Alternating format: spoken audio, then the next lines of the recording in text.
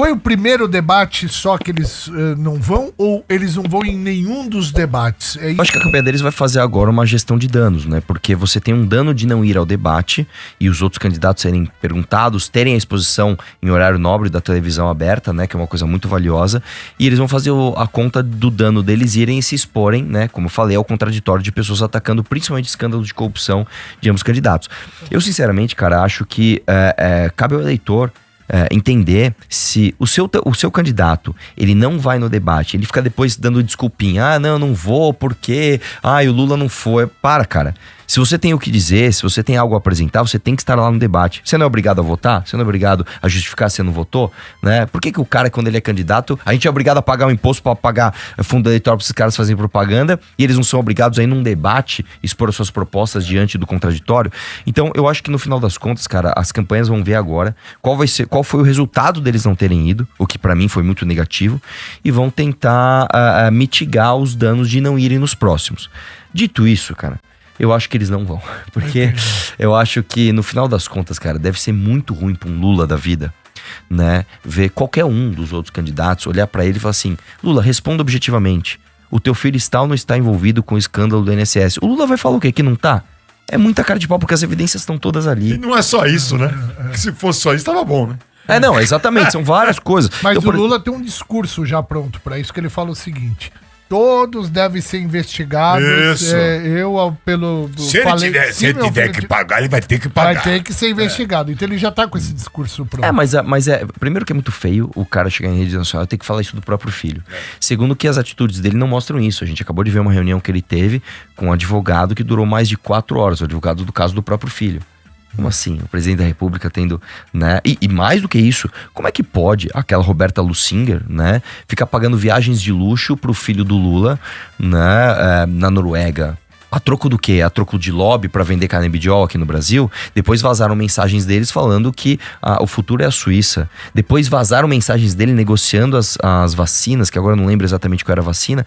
E no mesmo período em que ela fala, a vacina tá em tal estágio, sai um relatório falando que a vacina estava exatamente naquele estágio quando ela mandou a mensagem. Ou seja, uma conexão direta entre o orçamento público direcionado para a saúde e os interesses privados de uma empresária aqui no Brasil, né? Então fica muito feio pro Lula em um debate como esse. Aí ele foge e se esconde através de compra de votos, que é isso que ele faz com esses programas sociais, né? E eu espero que as pessoas acordem para isso. Sabe, gente, há quantos anos a gente não tá sob a gestão do PT e a gente tá vendo o país ficar cada vez pior? Você vai no mercado, você compra mais coisa ou menos coisa? É uma coisa tão simples de perceber, bicho. Sabe, pelo amor de Deus, não é um vale-gás que vai fazer você ficar rico, não é um subsídio na conta de energia que vai fazer a conta de energia ficar mais cara, que vai fazer agora você achar que você tá num país melhor, cara. Sabe? Pelo amor de Deus, gente. Sabe, a ausência dos grandes, na sua opinião, tornou o debate mais fraco ou deu mais oportunidade para aqueles que não estão sendo muito vistos? Eu acho que tornou o debate mais fraco, tá? Mas mesmo assim não foi fraco como as pessoas imaginavam.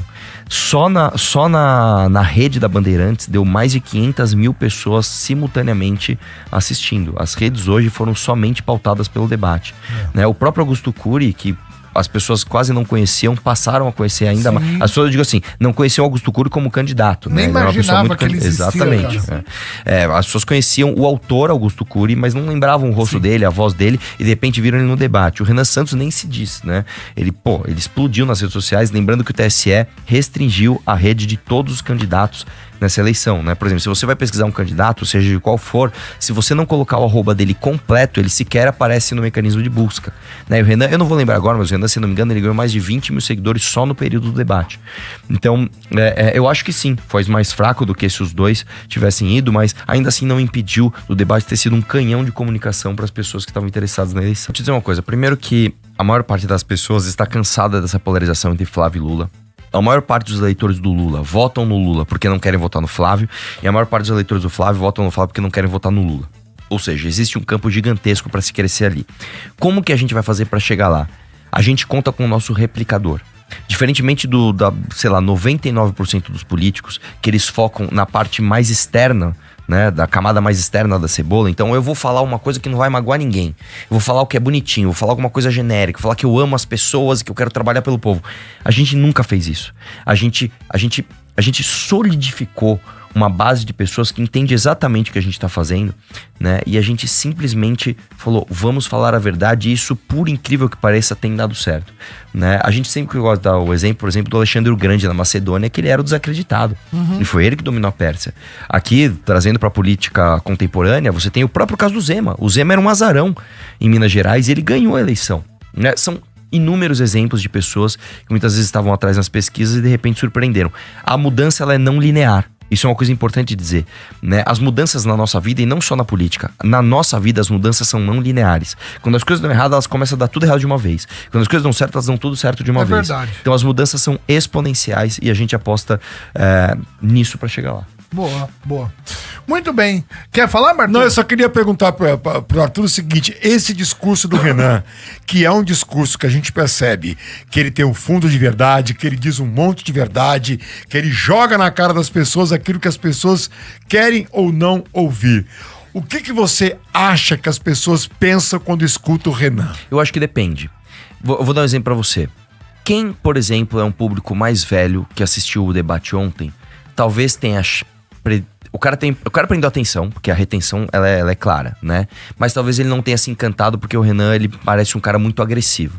Só que o que vai acontecer? Essa pessoa, geralmente mais velha, que assiste a TV e tá acostumada com uma forma mais branda de se falar em debates, ela vai ouvir o neto dela falar, pô, esse Renan é um cara legal.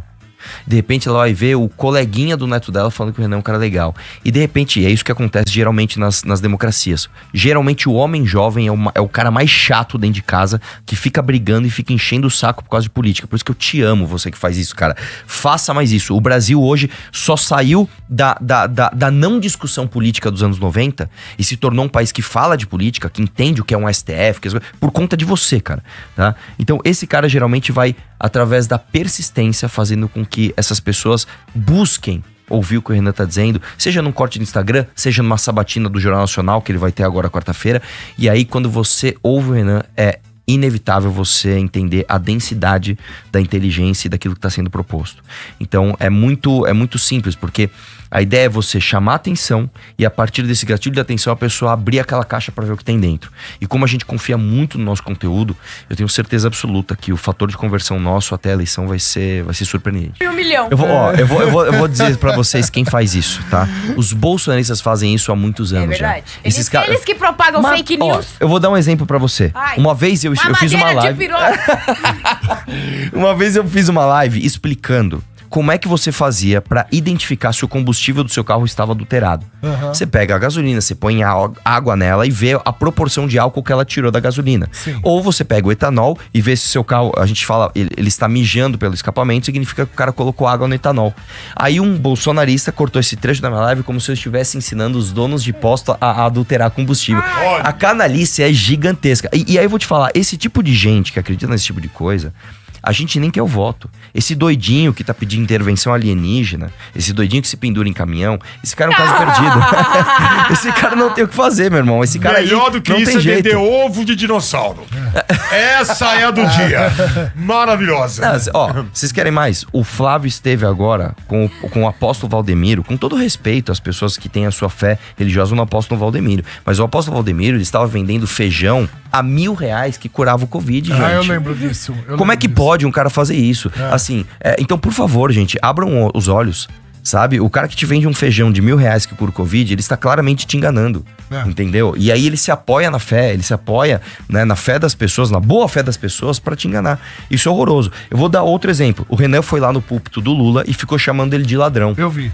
Aí um cara fez um vídeo falando que era uma mensagem subliminar para as pessoas votarem no Lula. Então, assim, quando o cara é maluco, quando o cara é full, a gente brinca que quando ele é full retarded, né? Você nem vai atrás desse cara.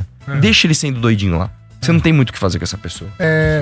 Dá uma geral pra gente aí, a sua opinião em relação a esse primeiro debate. Cara, debate é uma ciência específica, né? Porque você tem pouco tempo ali para mostrar suas ideias e nesse caso ainda, como tinham poucos adversários e como o tempo era relativamente grande, né? Você tinha 4 minutos para resposta, dava tempo para mais improvisação e pra você ficar um pouco mais à vontade. Mas, por exemplo, eu já participei de debate para prefeitura onde você tinha 45 segundos para dar uma resposta, meu. O jornalista vai te fazer uma pergunta em 45 segundos. Então a gente brinca, né, que eu brinco, né, que você tem que ter as caixinhas dos argumentos para cada tema. E aí você coloca, eu costumo até dar essa essa dica, né? Até pra quem for falar em público, etc. Numera os elementos que você quer passar, do mais importante pro menos importante, e coloca nos dedos, né? É aquela coisa simples, 1, 2, 3, 4, 5, né? Teve uma hora que o Renan foi falar, ele até falou 1, que era de educação, método fônico, 2, autoridade professora. Quando você faz isso, você consegue concatenar as suas ideias de uma forma mais rápida. A gente tava tenso, porque foi o primeiro debate do Renan. A gente falou, cara, será que ele vai ficar nervoso? Será que ele vai travar? No começo ele ficou um pouco nervoso, mas depois ele deslanchou. Não, mas a gente ficou super feliz. Eu vou te falar, cara, eu nem achei que ele... Porque normalmente o Renan, ele começa morno, as coisas depois... Ele é tímido, né? Ele mesmo declarou que ele é tímido, né? E ele foi melhor do que eu imaginei, cara. Já chegou chegando lá. Foi legal pra caramba, gostei muito da participação. Eu também gostei Foi um debate que, poxa, infelizmente, 3 ausências, cara, assim, precisavam estar lá, né? Tanto o Lula, quanto o Flávio, quanto o Zema. Puxa vida, triste não...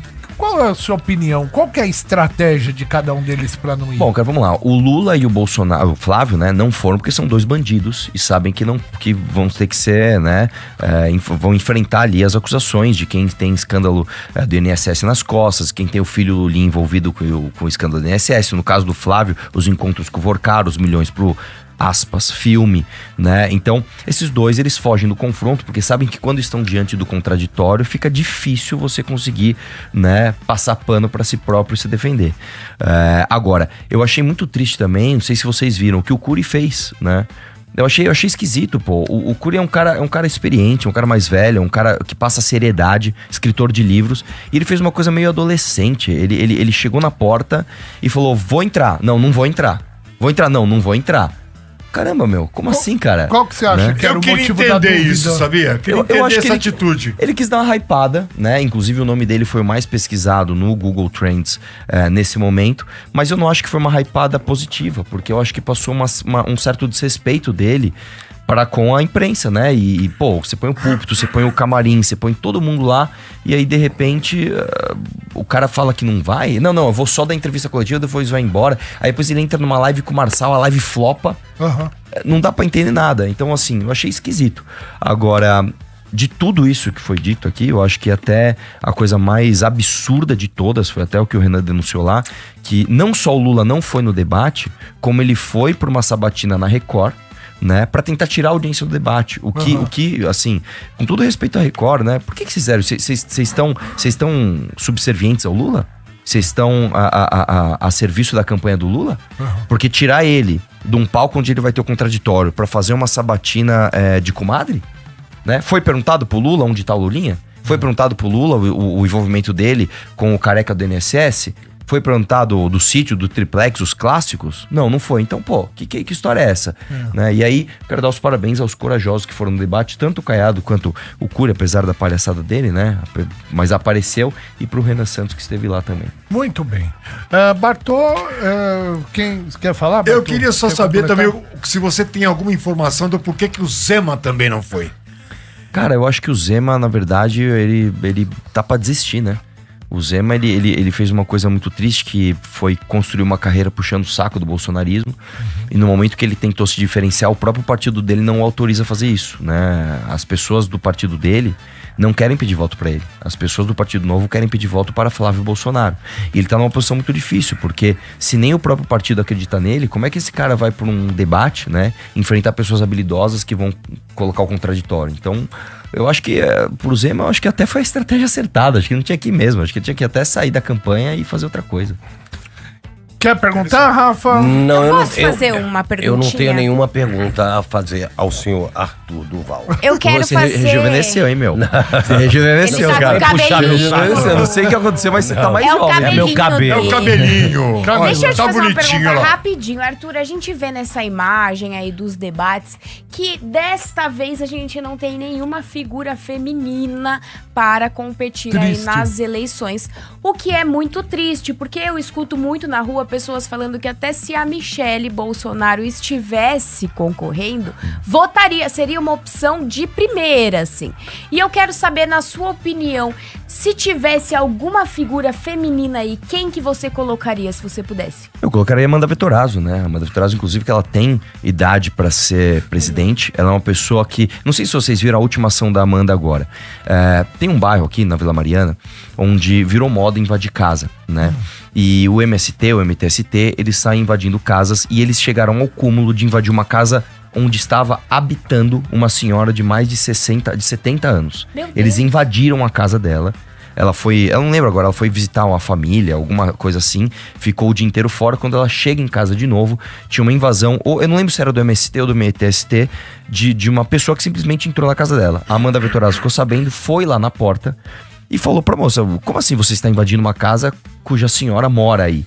E a mulher ainda teve, isso tá no Instagram da Amanda, ela teve a cara de pau de falar o seguinte: não, eu deixei até ela entrar aqui e pegar as coisas dela se ela quiser, porque agora a gente tá ocupando.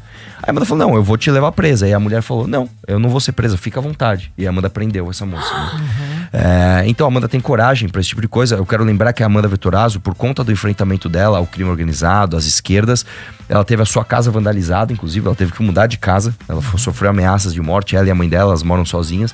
Ela teve que mudar da casa dela, então eu colocaria a Amanda Vettorazzo. Agora, no tema, de uma forma geral, mulheres na política, eu vou te dizer uma coisa: é uma dificuldade no mundo inteiro. Isso não é uma dificuldade nem do Brasil e nem do nosso tempo.